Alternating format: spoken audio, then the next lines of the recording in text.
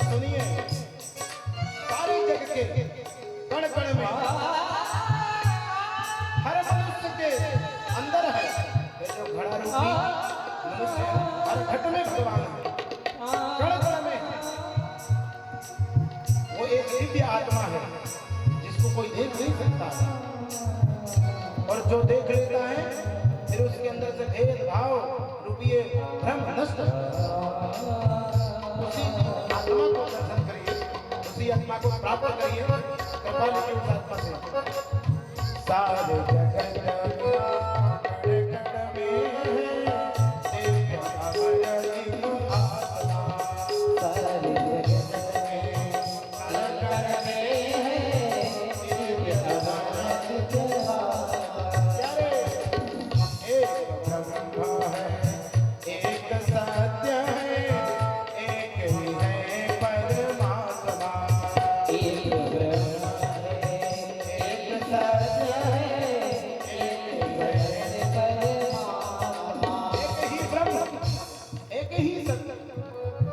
परमात्मा अपने रूपों को बिखेर दिया है। जो जिसको अच्छा लगे उसी का पूजन करिए और अंत में मुझे ही प्राप्त करेंगे। एक ब्रह्म है, एक सत्य है, एक ही है परमात्मा। एक ब्रह्म है, एक सत्य है, एक ही है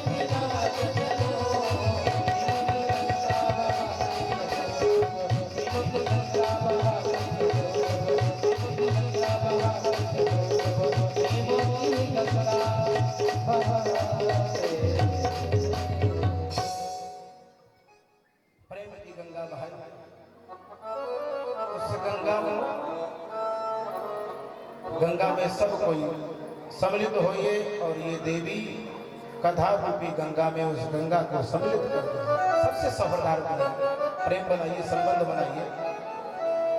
चाहे वो ऊंचा हो, चाहे वो नीचा हो, चाहे वो किसी भी प्रजाति का हो, कोई ऊंचा नीचा नहीं है। कर्म से सब ऊंच नीच है। ये भ्रम छोड़ दीजिए, सब में भगवान का वास है। सबको प्रेम से अपनाइए। धर्म की ध्वजा बस फहरानी चाहिए। एक बात याद रहे, हमारे जो धर्म की ध्वजा है उसे फहराना चाहिए, वो नीची ना हो। सनातन धर्म की जो ध्वजा है उसे फहराना चाहिए। पहले कार्य बंट गए थे।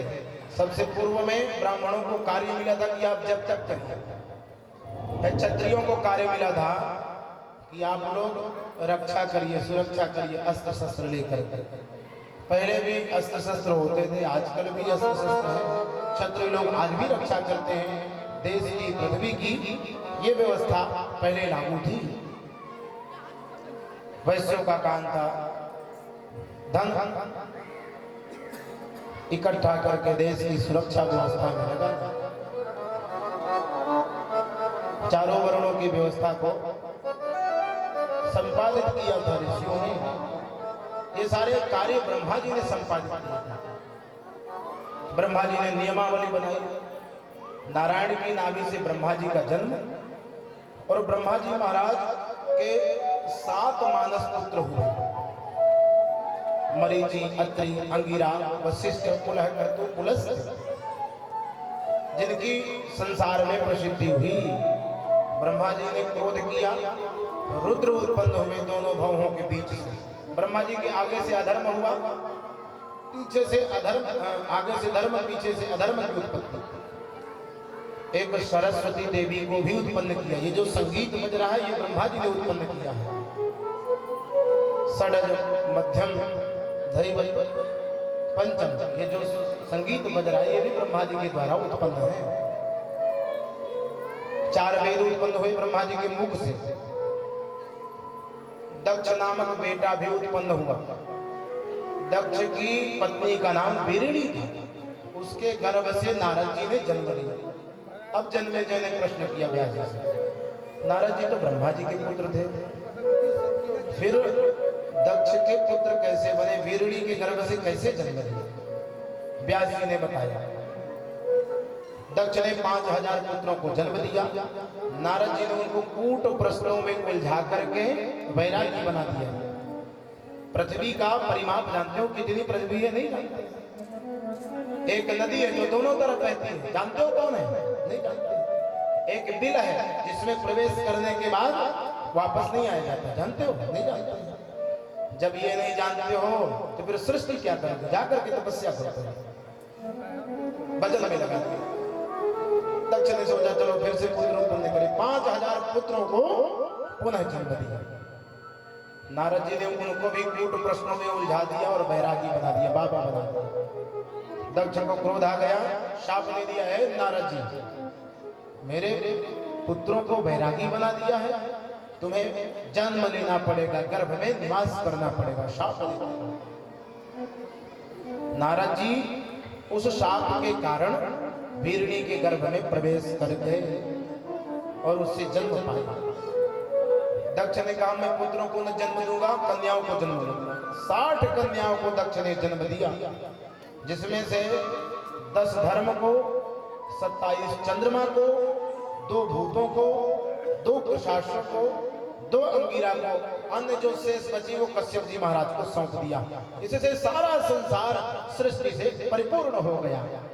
एकदा नारदः श्रीमान सरस्वत्या तटे शुभे आजगामाश्रमे पुण्ये विचरन् वन से चया। नारद जी महाराज जन्म पाके पुनः फिर से भगवान की कृपा हुई तो ब्रह्मा जी के पुत्र बने। ब्रह्मा जी के पुत्र हैं मरीचि, मरीचि के कश्यप हुए, कश्यप के विवस्वान सूर्य, विवस्वान सूर्य के वैवस्वत मनु, मनु के इक्ष्वाकु नाम के बेटा होते हैं। इक्ष्वाकु के 10 बेटे हुए, नृग इत्यादि ये पुत्र जन्मे। इक्ष्वाकु प्रसन्न हो गए। इन्हीं के वंश में चल करके आगे नभग, नभग के नाभाग, नाभाग के महाराज अम्बरीश जन्म लिए और आगे वंश में चले तो एक सरियाती नाम के राजा हुए। इन्हीं के वंश में सरियाती नाम के राजा बड़े प्रतापी थे, भजन करते थे भगवान का। इनकी कन्या का नाम सुकन्या पड़ गया। सुकन्या एक दिन अपने पिता सरियाती के साथ जंगल में भ्रमण करने के लिए गई तो वहां चवन महात्मा तपस्या कर रहे थे। तपस्या करते करते उनके सारे शरीर में दीमक लग गया था, आंख दिख रही थी, आंखों में तृण चुभा दिया, रक्त निकलने लगा। महादेव का नाम लिया, चवन महात्मा ने खड़े हो गए। महादेव ने सबका मलमूत्र त्याग करना बंद कर दिया, व्याधि फैल गई। सरियाती ने कहा किसी ने अपराध कर दिया, चवन महात्मा का शरण में गए। चवन महात्मा ने स्वीकार किया उन्हें और कहा कि हे राजन, अपने इस सुकन्या को मुझे प्रदान कर दो, ये मेरी सेवा करेगी। अब मैं अंधा हो गया हूं तो कैसे करूंगा, घर का कार्य कैसे करूंगा। सरियाती ने अपनी कन्या को सौंपा, अपने भवन में चले गए। एक दिन सुकन्या जल लाने के लिए गई थी, इतने में अश्वनी कुमार पहुंच गए। अश्वनी कुमारों ने देखा देवी बड़ी सुंदर है। कौन है देवी? पूछा कौन हो तुम? बताया कि मैं चवन महात्मा की पत्नी हूं। अंधे संत के साथ क्या करोगी, हमारे साथ विवाह कर। देवी ने कहा तुम सूर्य के पुत्र हो, अश्वनी कुमार हो, तुम लोगों को ऐसी बात नहीं करनी चाहिए। कहा कि देवी हम परीक्षा ले रहे थे, चमन महात्मा के पास गए और कहने लगे हम आपको ज्योति प्रदान कर सकते हैं, आंखों की यौवन अवस्था प्रदान कर सकते हैं। कैसे? हम वैद्य हैं, एक सरोवर में औषधि डालेंगे, आपको उसमें स्नान कराएंगे, सब ठीक हो जाएगा, पर एक शर्त लगेगी, हम सोमरस नहीं पान कर पाते, यज्ञ में हमको भाग नहीं देता है इंद्र, आप यज्ञ कराएंगे तो हमें सोमरस पान का भागी बनाएंगे। चमन महात्मा ने कह दिया तथास्तु। अश्विनी कुमारों ने औषधि बनाया, औषधि को सरोवर में डाला और कहा कि सुकन्या हम तीनों प्रवेश करेंगे इस सरोवर में, एक ही रूप के निकलेंगे, तुम उसमें अपने असली पति को पहचानोगी। दुखी तो हो गई।